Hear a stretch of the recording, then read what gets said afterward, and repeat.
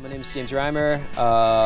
I'm a professor of biology, marine biology here at the University of LGBTQ. I'm originally from Canada, and I've been in Japan 28 years. 28 years. So I guess I'm maybe more than half my life, yeah? Okay. Do you ever wake up and go, wow, I live in Japan? That's kind of weird. Do you ever have that, like once a month or so? Never. Never? Never. Never. See, like for me, like once a month, like maybe I'm driving to work or maybe I'm just teaching a class or something. I'm like, huh, I'm in Japan. You know, like you still kind of like you're an immigrant, right? I have to work hard to achieve things, maybe harder than average. You've got just endless scenery and endless hidden locations, and to me that's also super cool. Door, and you can see people sort of, who's gonna talk to Alexi? You know, the waiter. The people get nervous, right? Yeah. There's none of that here. Like super chill. So You're ready to go. Okay, James. Hey, how's it going, Alexi? It's my pleasure to meet you. Me too. My so pleasure. I guess we planned this interview for like 3 months, 4 months, something like this. Even longer, maybe. Yeah. Maybe longer, yeah. Yeah, but nice to meet you.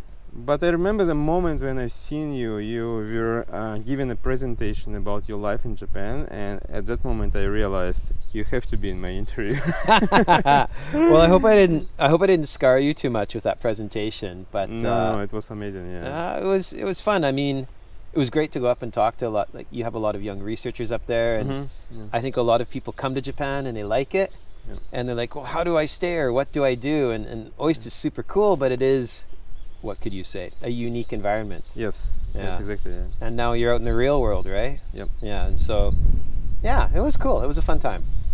So could you just introduce yourself? Okay. Just briefly. Yeah. Okay. My name is James Reimer. I'm a professor of biology, marine biology here at the University of LGBTQ. I'm originally from Canada, and I've been in Japan 28 years. 28 years. So I guess I'm maybe more than half my life, yeah?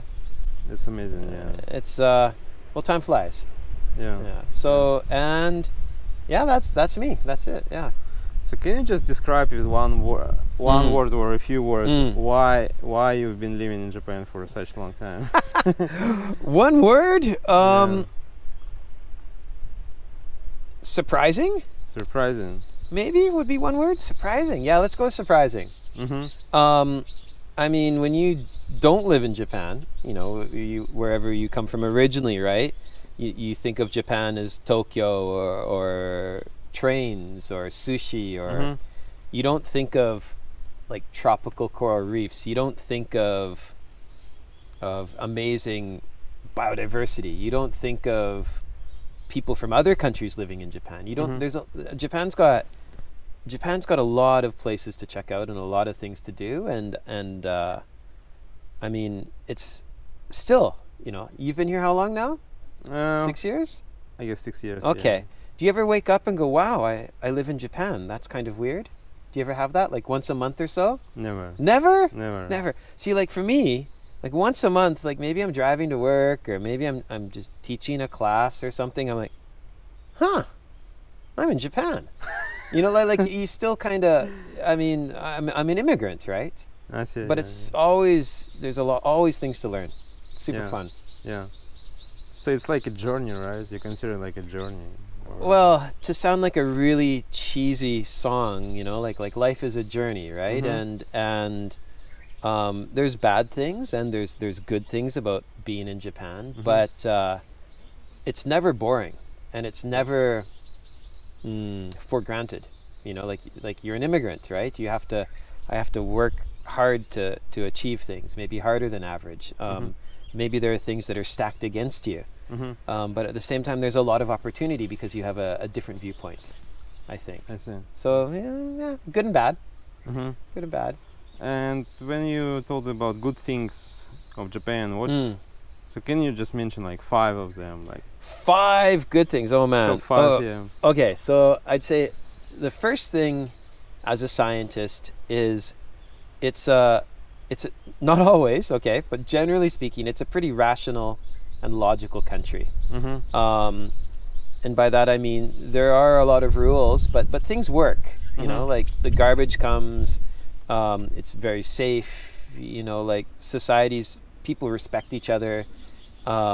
Even as an immigrant, you know, most people treat you very, very well. There's no, you know, it's generally a pretty safe, logical, rational place. So you never have to defend your science, or you never have to, you know, it's pretty cool that way. So that's number one.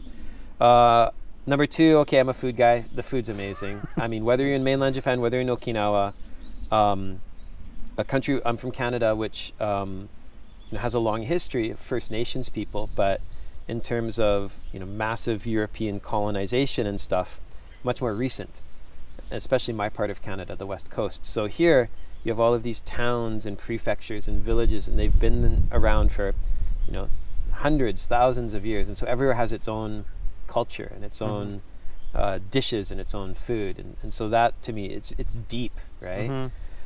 Which is super cool. Wow, I'm only at number two. This is trouble.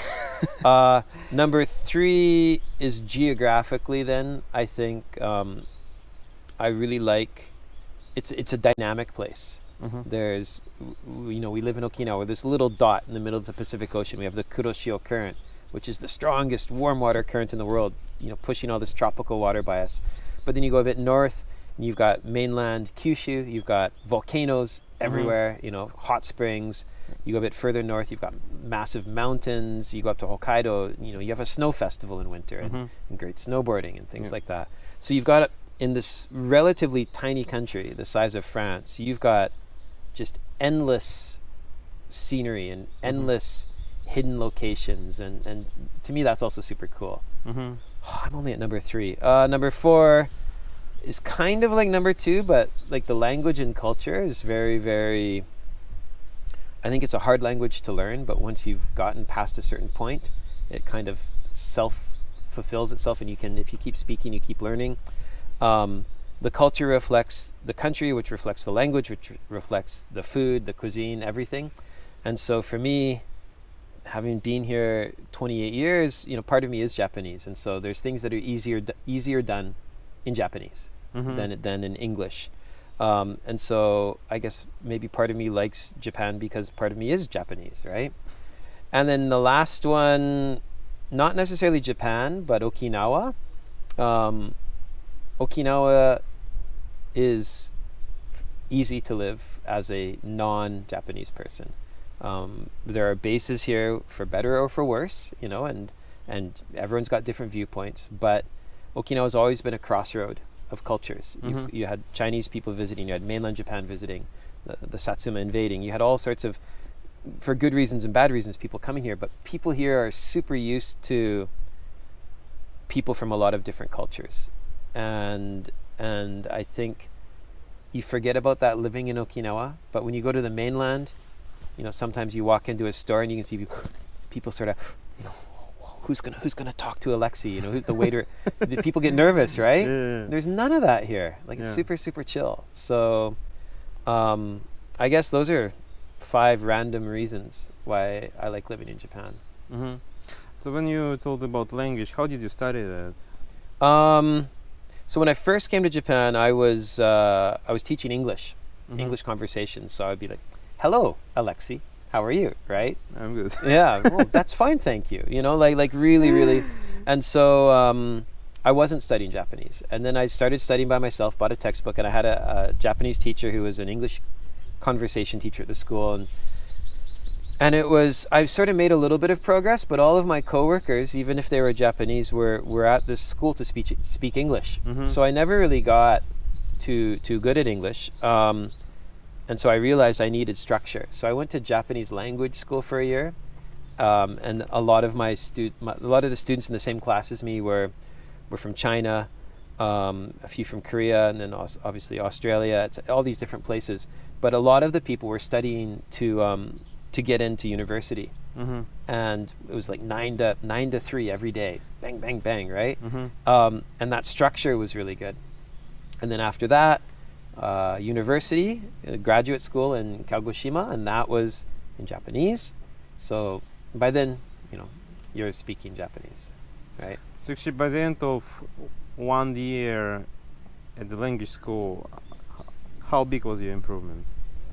I don't think my improvement was, because I'd already been in Japan like 3 years, right?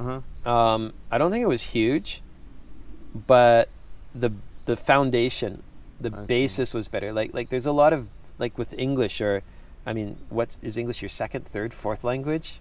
It's Second language, okay. But if you don't know like grammar for the be verb or present and present continuous, you know, you can still communicate, but it's not as clear. Yeah. And so I think going to Japanese school, I was sort of self-taught and conversation taught what was around me, and a little bit of textbook, but not systematic. So that filled in all those little gaps and gave me a really solid foundation, if that makes sense. Yeah, it does, yeah. And after that you started to just improve through like conversation with other people, right?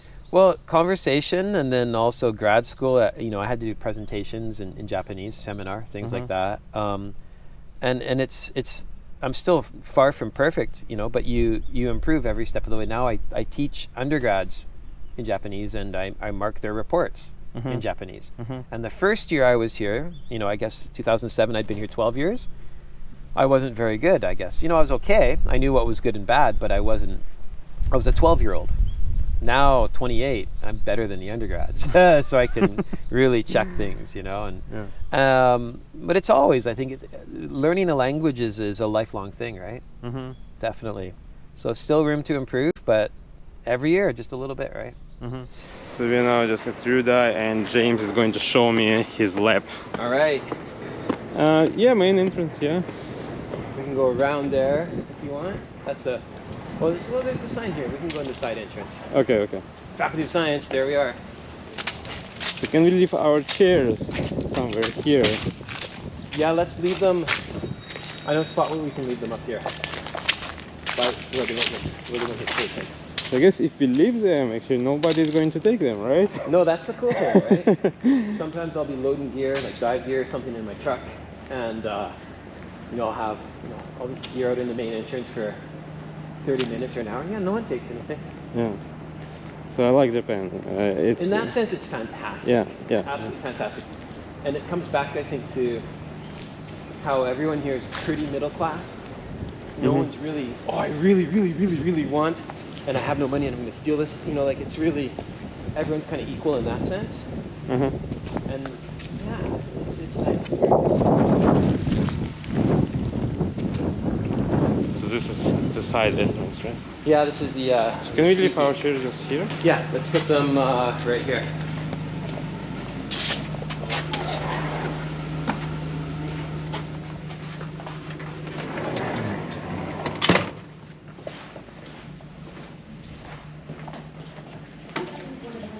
So this is the main building.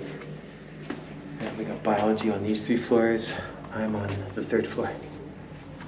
So do you mind that I don't wear a face mask? Yeah. It's not so it's not compulsory anymore. As of 2 days ago, it's up to you. Okay. So generally, I kind of half and half. If I'm teaching a big class, I think I will. If it's a small class, I won't. I haven't had it yet though. So I'm like, go figure. 3rd floor, here we are. Luxury. Okay, so this is the 3rd floor, and it's the kind of the end of the school year. So this is a bunch of stuff people can take for free. Navigation, right? Yeah, oh yeah, you're here. Oh yeah, you're here. No, you're here. Oh yeah. Yeah, you're here. So yeah, I'll show you the lab. We have 3 rooms. So there's 354, 353, 352. We'll start with 354. I'll just sort of open the door because we have to take our shoes off. Hi guys, is it okay if I just quickly show the lab? This is Alexei from OIST, from an OIST startup now. He's just he has a blog YouTube channel type of stuff. So yeah, and I didn't even do my makeup today. But anyway, this is the molecular lab. Yep. Actually, here I'm gonna hold the door. This is the molecular lab.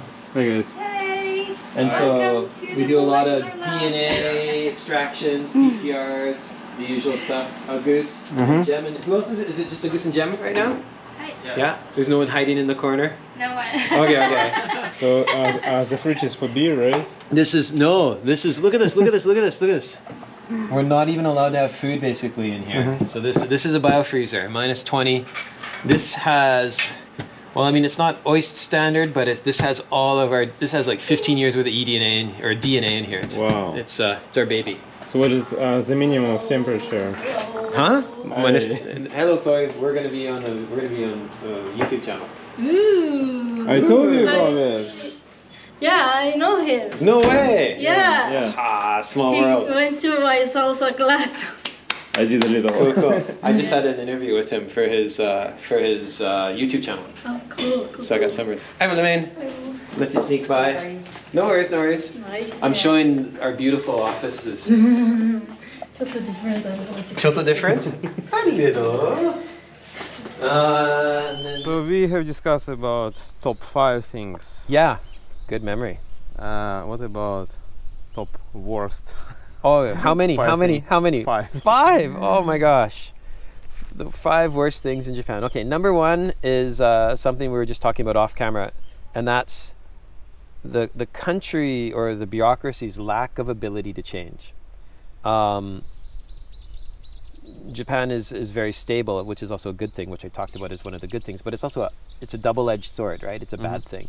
If you look at the relatively recent history of Japan, Japan went from the emperor as a god and samurai are in power, to the emperor as a god and a democracy, to a total democracy. You had 2 points of change: Meiji Restoration and the end of World War II. Both of those times, that change came from external forces.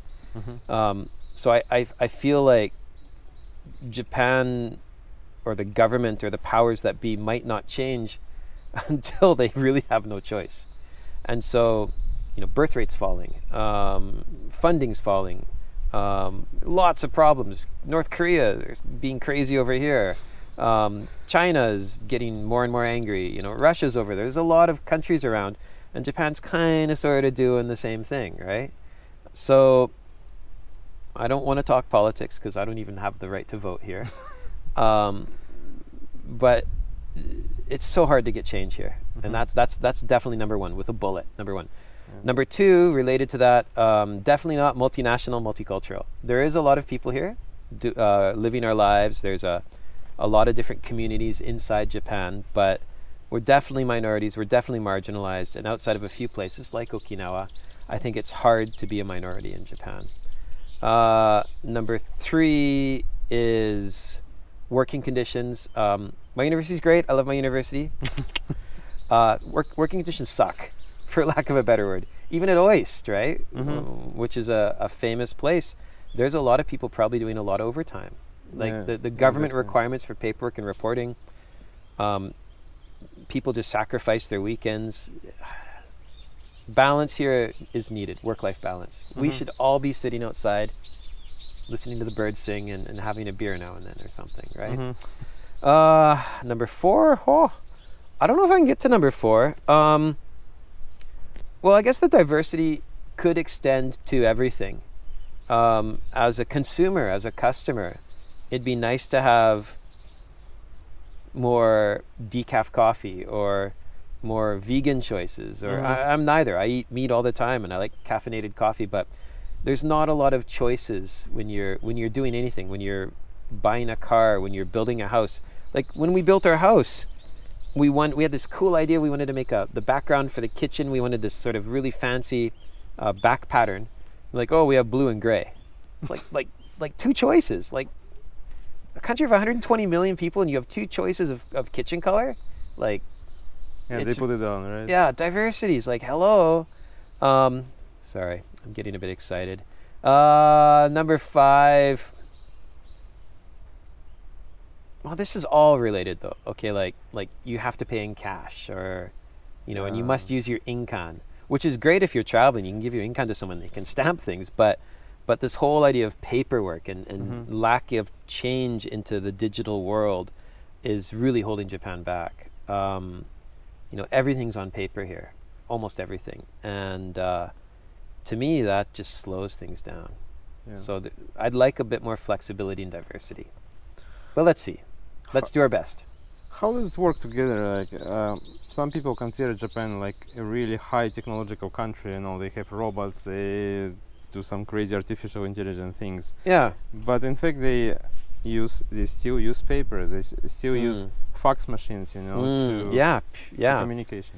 So it's that lack of ability to, or not the lack of wanting to change. Plus, you still have, a lot of tech companies here. But I'd argue, and everyone in a tech company can get mad at me, but I don't think there's a lot of tech companies here pushing the edge. Okay, maybe in a few robotic areas, maybe in toilet seat technology, which is fantastic, right? But I don't think there's a lot of companies here pushing the edge too much. I think the lead's been taken by other countries. Like the US. Like the US or even, Ireland. There's an article in, I think it was the New Yorker or something. It was talking about in the year 2000, Docomo, the flip phone guys, Docomo. They were in a position to be the Google of the world. And they spent a bunch of money in setting up Docomo pages in English and in other languages overseas. And all they did was translate their Japanese homepages, which just was text with tons and tons of buttons. You go to the Yahoo. Have you been to the Yahoo page recently? Yeah. It's the same as the Yahoo we used 24 years ago in the West. It hasn't changed. So for me, there's a lot of missed opportunities, I think. I'm not a tech expert, but from the outside looking in and the stuff you read,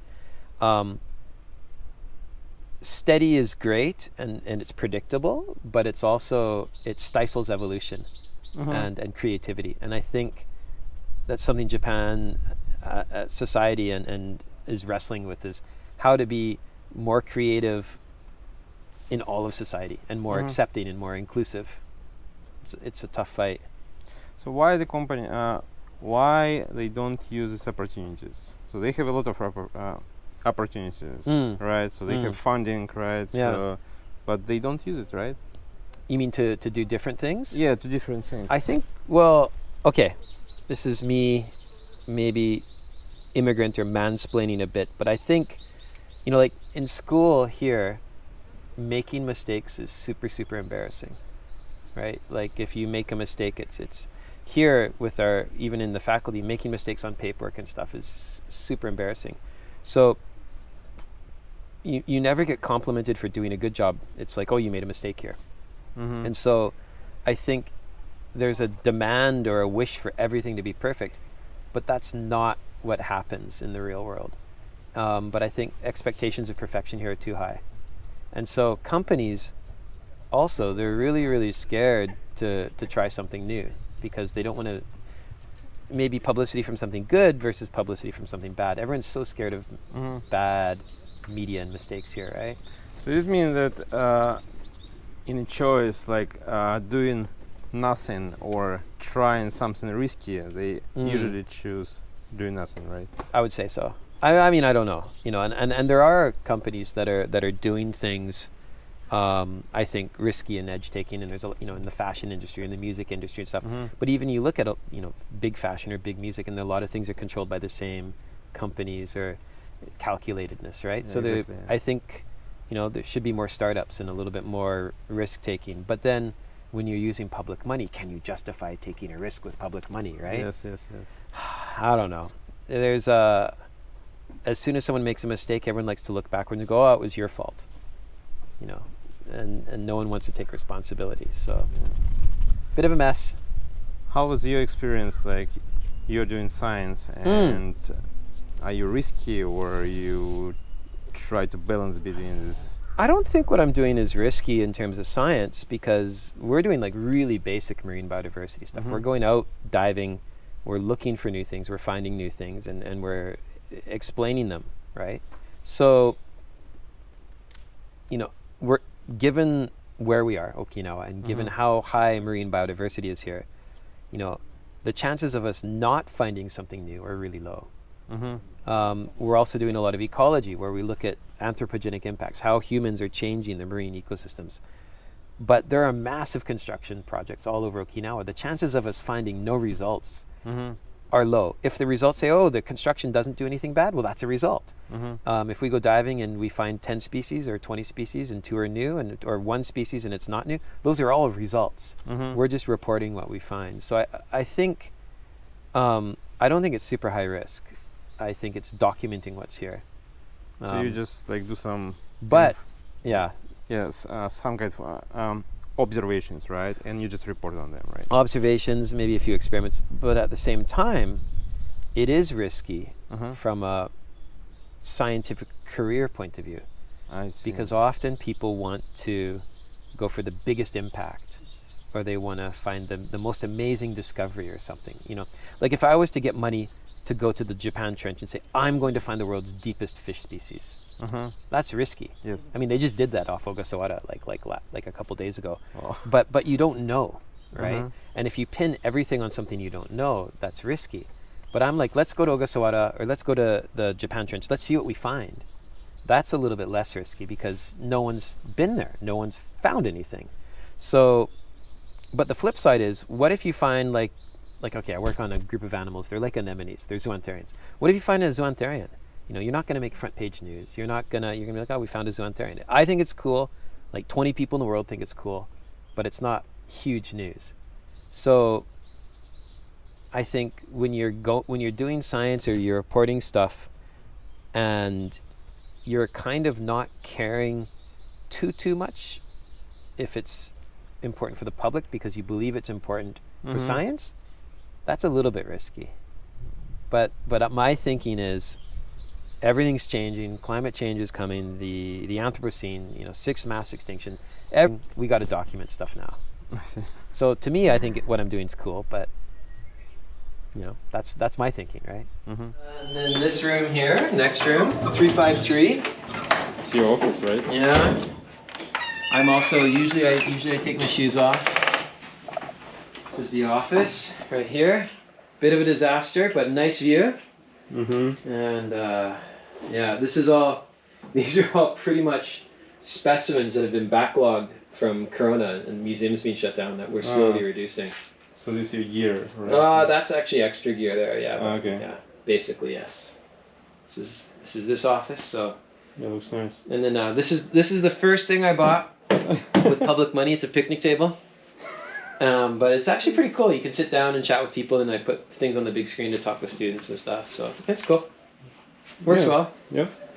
And then... just a question, James. Yeah. When you enter the door, you change something here. Yeah, so this Why means... did you do this? Alright, so there's me.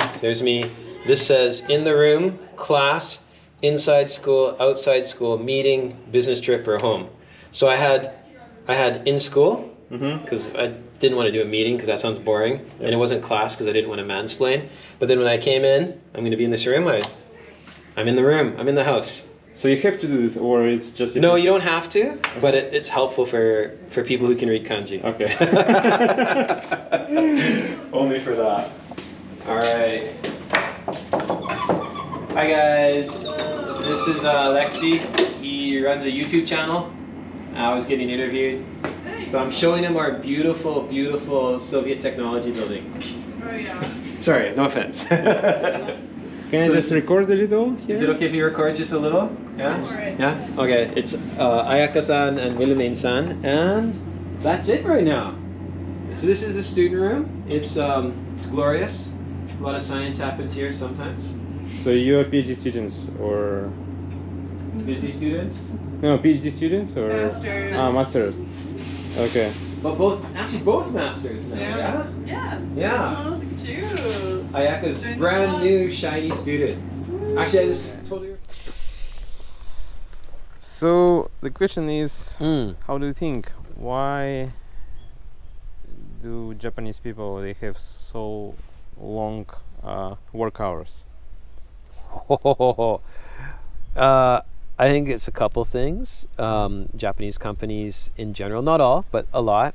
I think there's a lot of expectations on people to do a good job.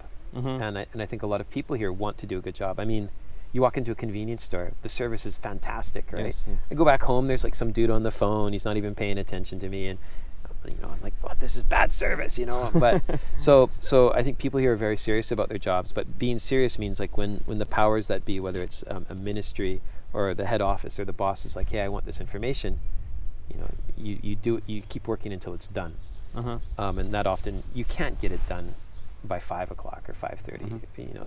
So people, the demands that are put upon workers are a lot, but the efficiency of the work here is very low because there's a lot of duplication and a lot of replication.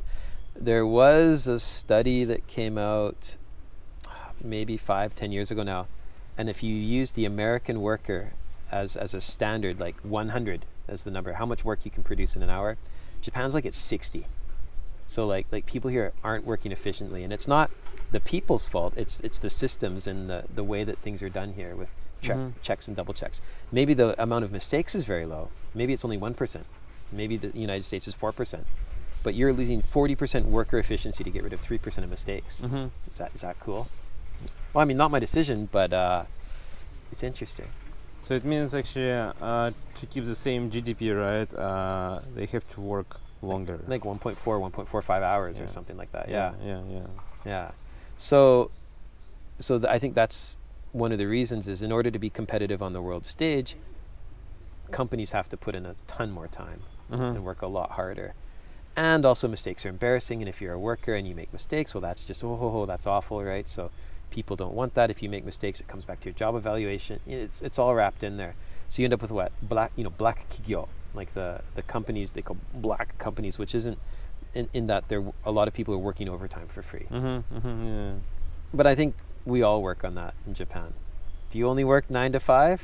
No, me neither. I mean, I love my job. I love marine biology. Yeah, I like my job too. Yeah. But if I counted all the hours I worked, it'd be insane. So like, some days I come in a little bit later, or I leave a bit earlier. I'm like, I work hard enough for my uni and we're just cogs. Sorry, I'm going to sound a bit like a hippie.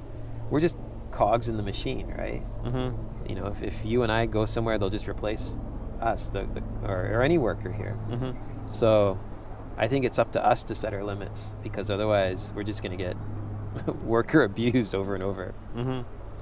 And what is the solution of the problem? So can you bench it? More efficiency. So I mean, you can look to a lot. I think the idea that people take their jobs seriously in a lot of places here is really good. And I think as a Westerner, getting that influence from society here is good.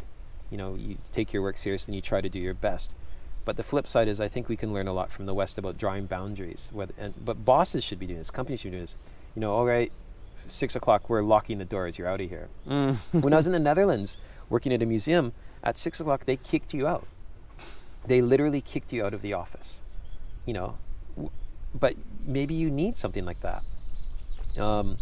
But you can't do that until you become more efficient. Because if you just kick people out at 6 o'clock now, nothing's ever going to get done, and companies are just going to it's a vicious circle. And I mean, I work at a university, not a company, so my experience is limited to sort of the public or education sector. But yeah, I think there needs to be a whole shift in work-life balance and what's reasonable for someone to do.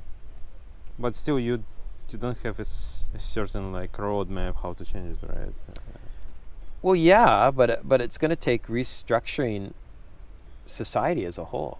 It's like a serious change in the culture, right? It's going to take a change in how people think. It can be done, but based on what's happened in the past, it has to come from the top. If you look at the big changes, the Meiji Restoration, okay, samurai, you don't have to bow to them. They won't chop your heads off. That took a year, but that was from the top down. The emperor's not a god and everyone can vote. That was from the United States occupation forces, but that was also top down. From the bottom up here, searching for a revolution, like the 1960s, it's here and there, but it's pretty few and far between, Causing trouble is not really looked upon as a good thing here. Yeah. So, no clear roadmap. I think for individually, working at the university, I try to not put meetings on weekends. If someone asks me, hey, can you come in on a Sunday and do this? I'm like, no. I try not to put, I try to balance. I'm not doing a great job, but I try to balance my life better. And I try to show my students that. And I think if you're showing your students that, or saying, or your students were gonna, it's like, hey, take a day off, forget this, go diving, go do something.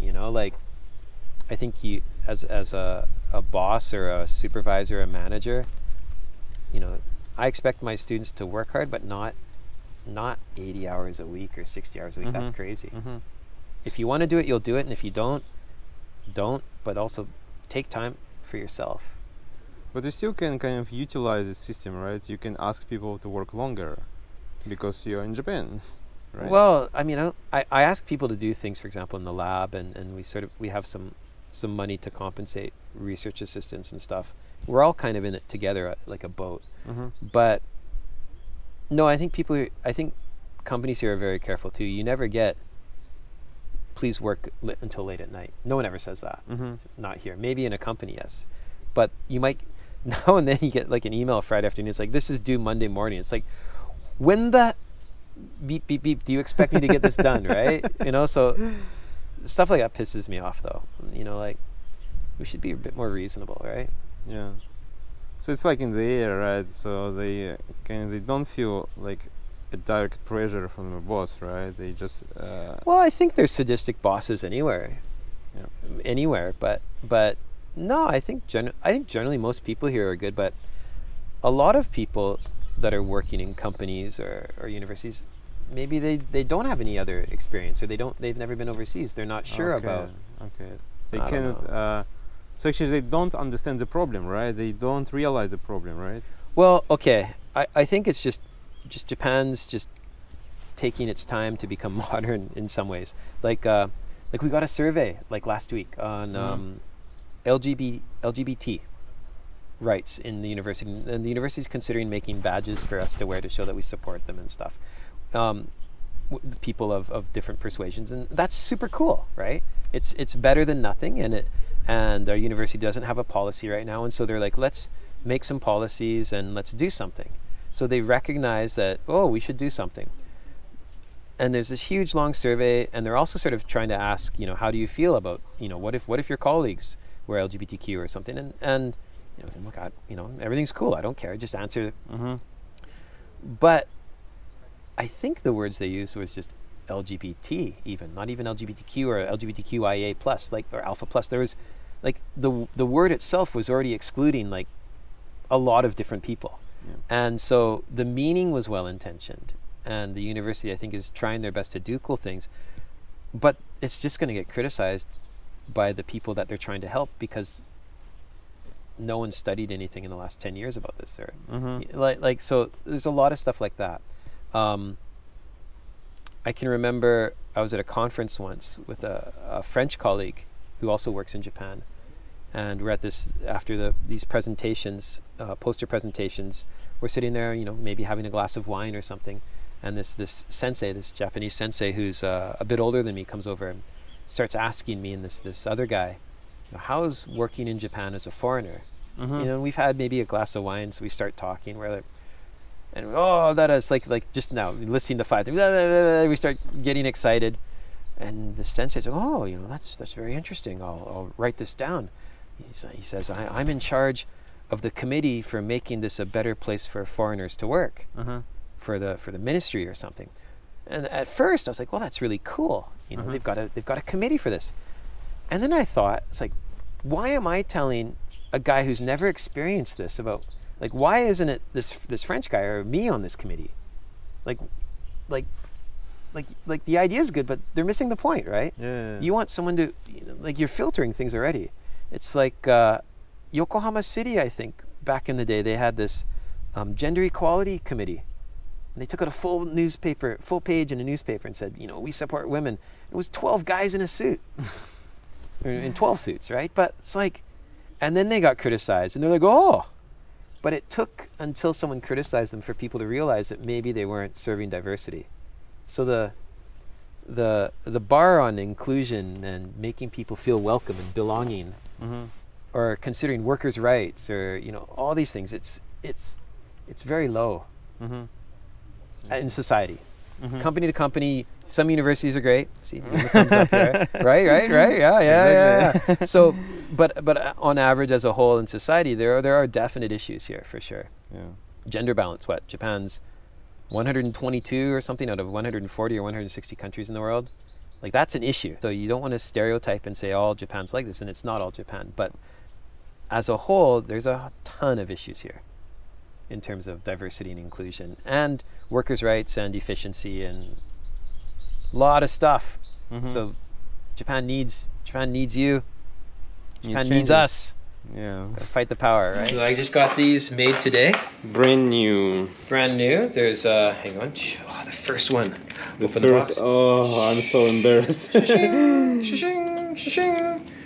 And then see English and Japanese. Looks really nice. And you did it like this way, not this way, right? Yeah, I changed it up. So the logo was made by a former student of mine. Named Shorty, super cool. And I used to have the Japanese side more like that with just normal without this big logo, but I changed it up this time. Had some fun. It's cool. Cool. I appreciate it. No worries. Do you want me to? I also mentioned when so before I came to Okinawa, I was working in Kyushu. Oh, cool. Kyushu University. Yeah. In Fukuoka. Kyudai. And one day I mentioned one thing that if I need to buy something for my work, I can go to the store which is located on campus, and I can buy from there. And my unit actually, my lab, they pay for that. Yeah. And it was absolutely fine for me, like no problem, right? It's not my money. Yeah. But one day I mentioned that the prices there are actually higher than if I buy online or if I buy from a different store in the city. Yeah. And do you think it's kind of corruption or something? Oh wow! Oh man, I'm on camera. Okay. So yeah, like there are suppliers here, and we work a lot with suppliers, and there are experimental supply companies that make the supplies that give them to the suppliers that then give them to us. So there's another group in there that's making profit for sure, and so they do their paperwork right and everything's great, and so there's definitely middlemen, right? And there's profit to be made there, and the government set up a system to thereby keep these middle companies employed and making money.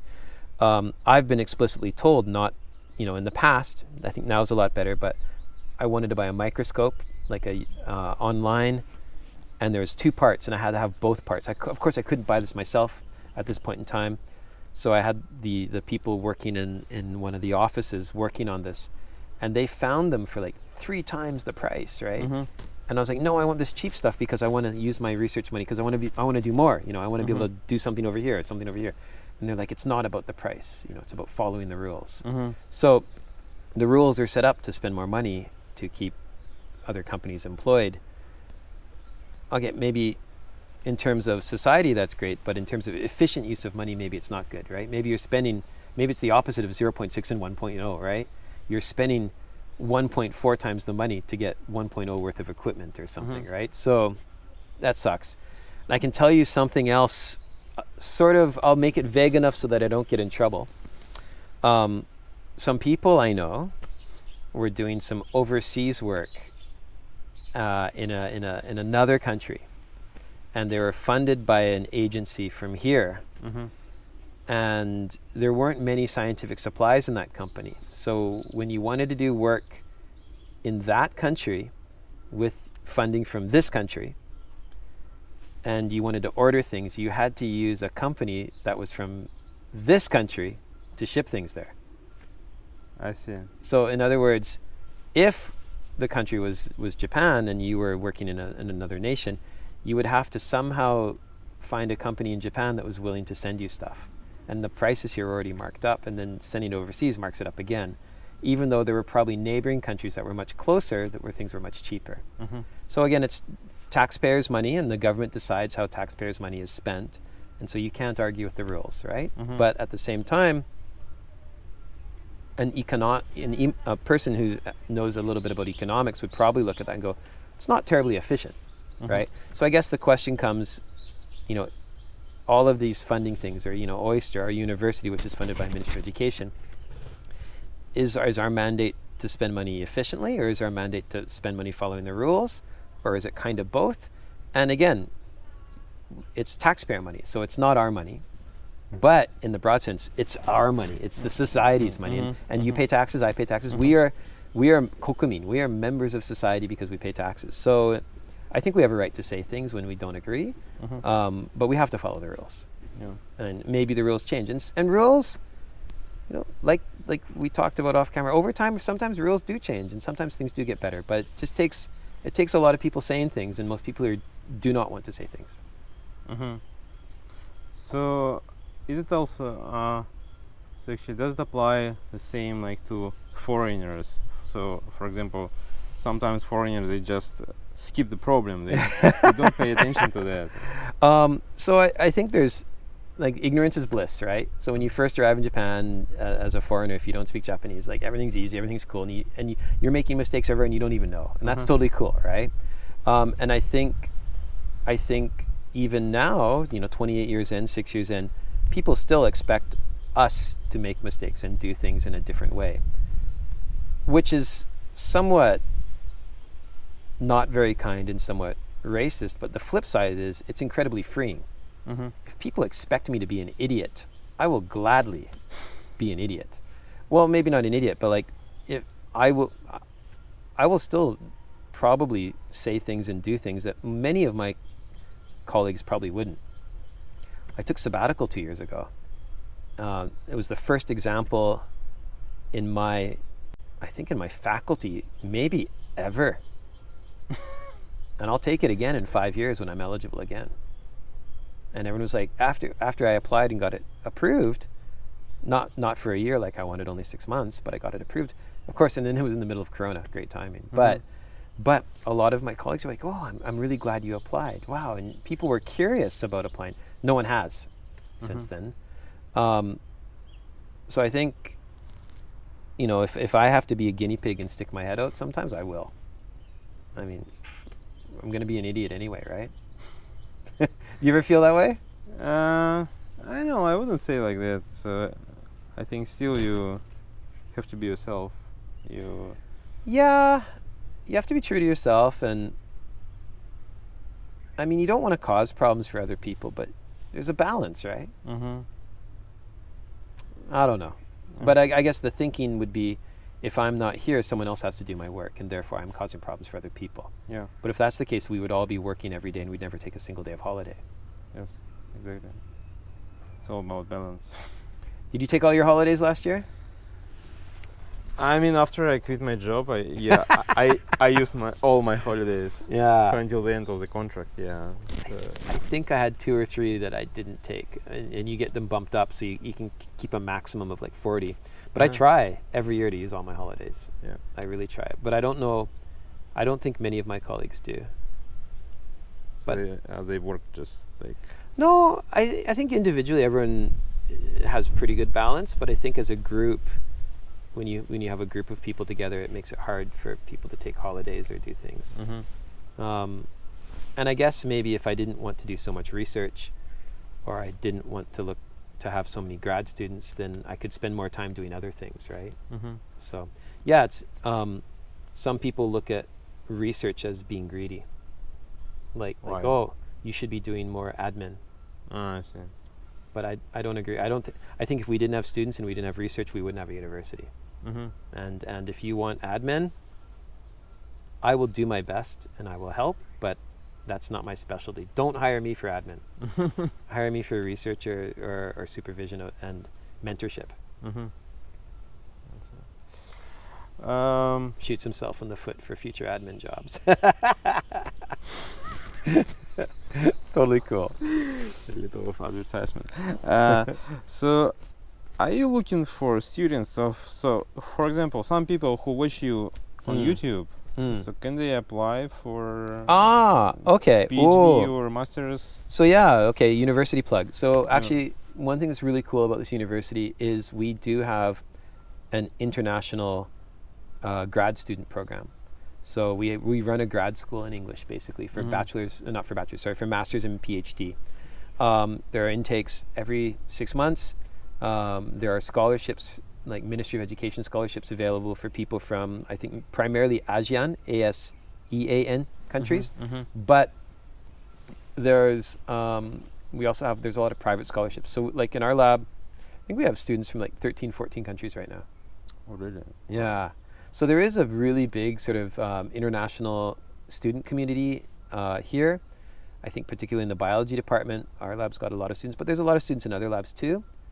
And yeah, I mean, we're always open to talking to people and seeing who wants to come here and do science. So it's actually been really good. And I think having people from different countries here has been good for the Japanese students in my lab, because they can learn about other ways of thinking, and they can learn English obviously a bit more.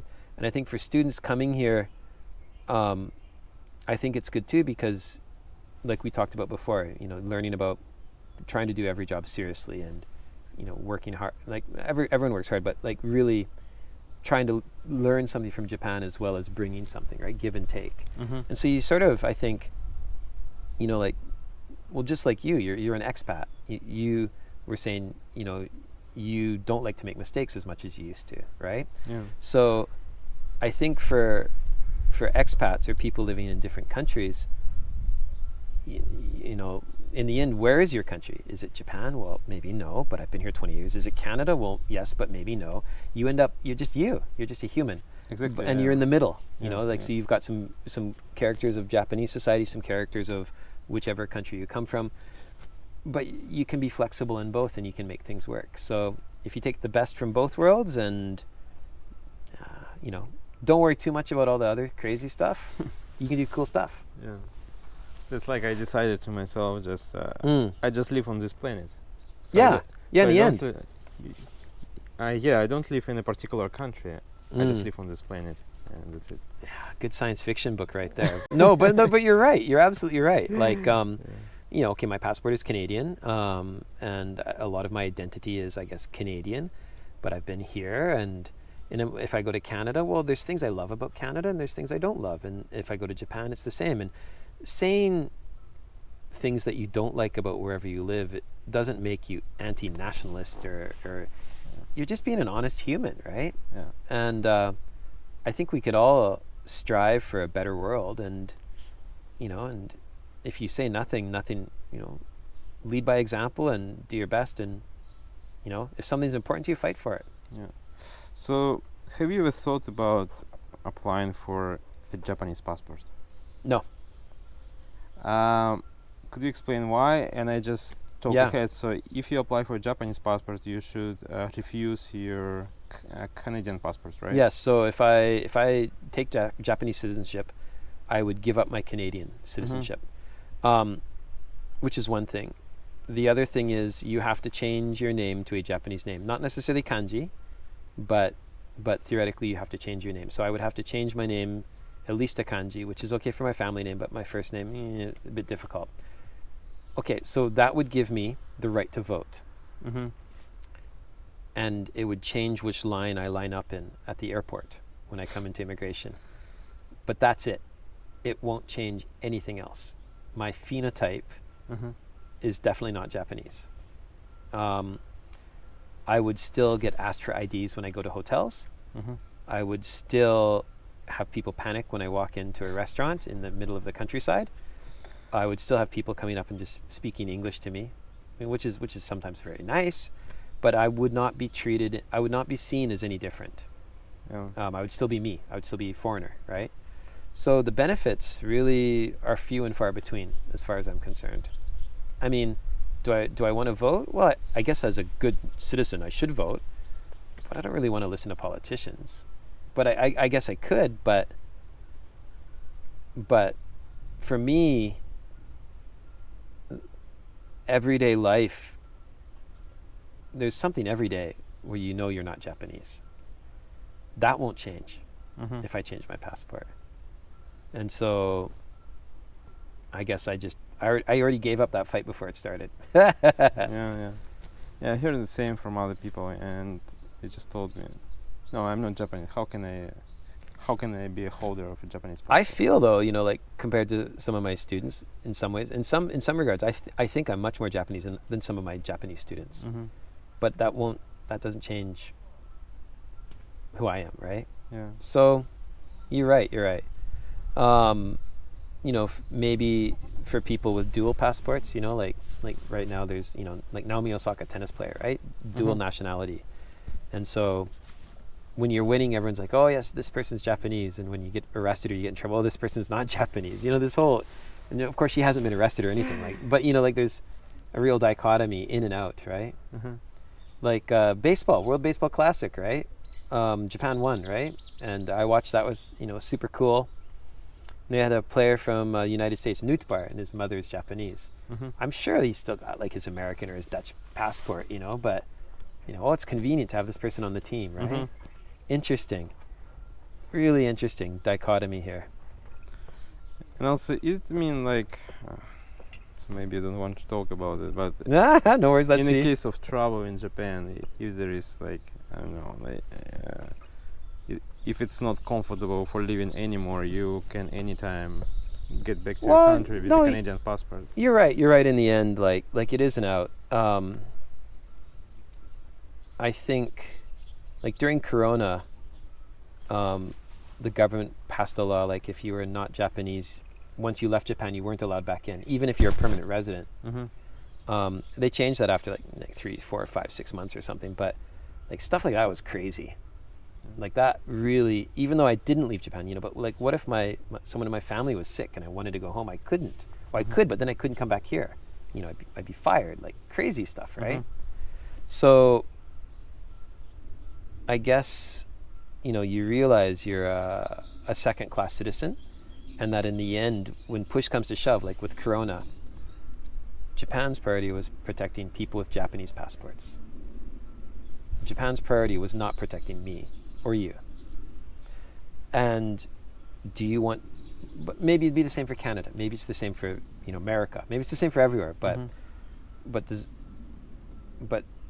if I ran into some kind of problem, I could contact the Canadian embassy, and by law they have to help me. Yeah.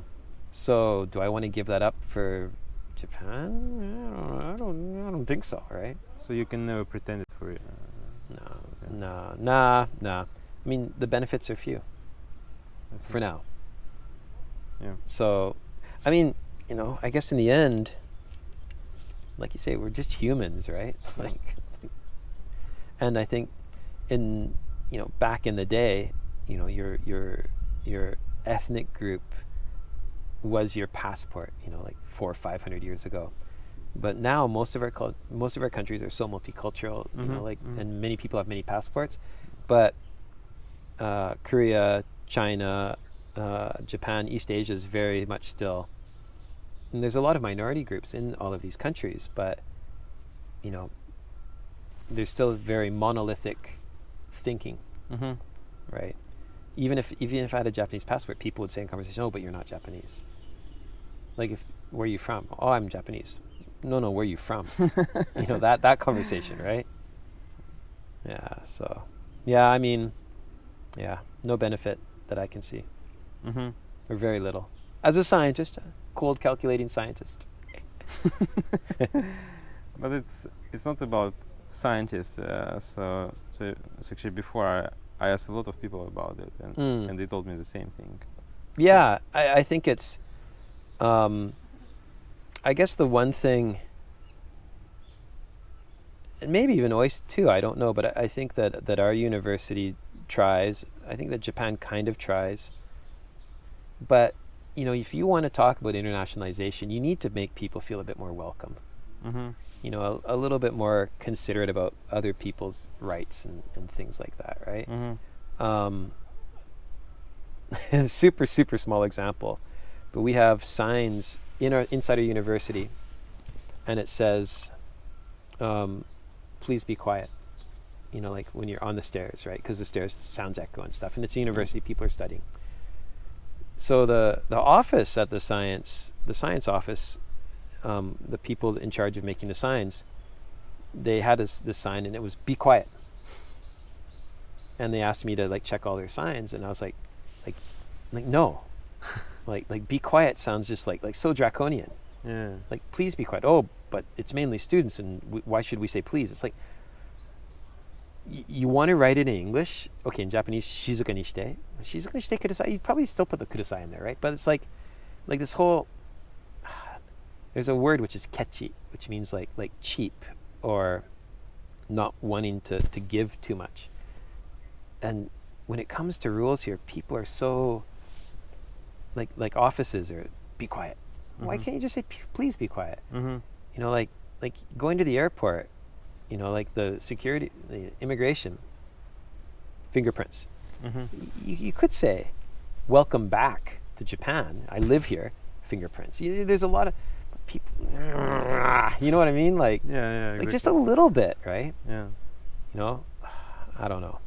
That's how they can improve, right? So they just little changes may improve the situation. Like, little changes are big, right? yeah. I mean, like, you want to live in a place where you feel welcomed. You want to work in a place where you feel like your work is valuable. Like if you, like, we have worker evaluation. We all get 3 out of 5 all the time on everything, so that there's no inequality. But that doesn't make anyone feel good. Why don't you just give everyone 5 out of 5? Like 3 out of 5. I published like 22 papers last year with our lab. I supervised like 16 interns, and I think maybe I got 4 out of 5 on research. Like, not a bad job. It's like, what's a good job? You know, like if you're gonna give everyone the same, like, make everyone feel good at least, right? Yeah. We're all just average here. Yeah, I know what you mean. Yeah, exactly. But such small things, right? But it'd change how you feel. So do you think it's just a cultural difference, and we just need to accept it because we are foreigners living in Japan? No, I think it's a lack of thinking. I think it's always been that way, so maybe it is culture, but it's not the only solution, and it's not the best solution. And you can call me ignorant or not Japanese, and that's fine, but I live here and I pay taxes here, and I've been here 28 years. And so I think there's better ways to do some things. So please respect me as well, right? Yeah, I mean, I'm allowed to have my view, and it doesn't have to be your view. Absolutely. That's it. I mean, I'm a professor at a university. If I'm just saying yes to everything, does that really make me a good professor? My job, our job, the university's job, foreign researchers coming to Japan, our whole job here is to stretch people's thinking and to make the country change a little bit. We're actually being brought in here by one part of the government to do this, and then to have colleagues say, oh, well, I don't know, you're from Russia, you're not Japanese, you don't understand. No, we are here to do stuff. And if there's something that we really want to complain about, we have the right to. So our door is rusted and broken, which is kind of typical of our university. So it's the main entrance, right? This is the main science entrance here. And here, people study mathematics, physics, earth science, chemistry, and biology. Yeah, the 5 different departments of the faculty.